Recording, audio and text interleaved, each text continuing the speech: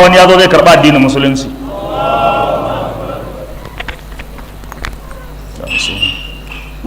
Na ka zo baka musulunta daga ina kake? Jawar kuna nan cikin Gombe kenan. To akwai wanda ya tilasta ka ne akan cewa dole sai ka musulunta? Ba wanda ya tilasta ka, kai ne kake so ka musulunta a radin kanka. To zan gaya maka wata kalma yanzu kuma zan fassara ma ma'anarta kuma shine shiga addinin musulunci. Ka yadda ka shirya in faɗa maka ita? Ka ce ashhadu Allah ilaha illallah wa ashhadu anna muhammadan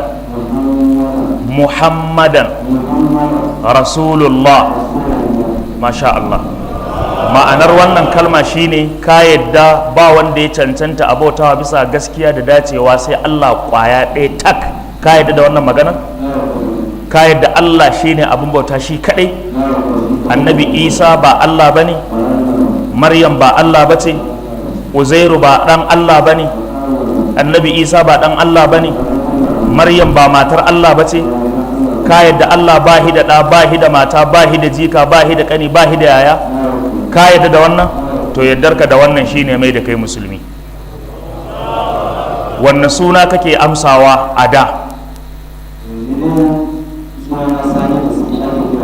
To Sani ake kiranka, wato Muhammadu Sani kenan, Muhammadu na biyu.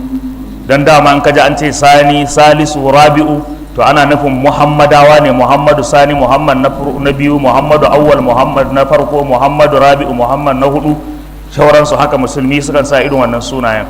To yanzu ka yarda a ci gaba da kiranka Muhammadu Sani? Masha Allah. To don haka wannan suna naka na Muhammadu Sani yana nan daram. Ka zama musulmi da Muhammadu Sani. Da addinin Kirista kake ko wannan addini? Kirista kake yi ko? To yanzu da kana a Muhammadu Sani Kirista, yanzu kuma kai Muhammadu Sani musulmi. Ka yarda da wannan ko? To Allah tabbatar da kai akan addinin musulunci. Allah tabbatar da mu baki daya. Na'am.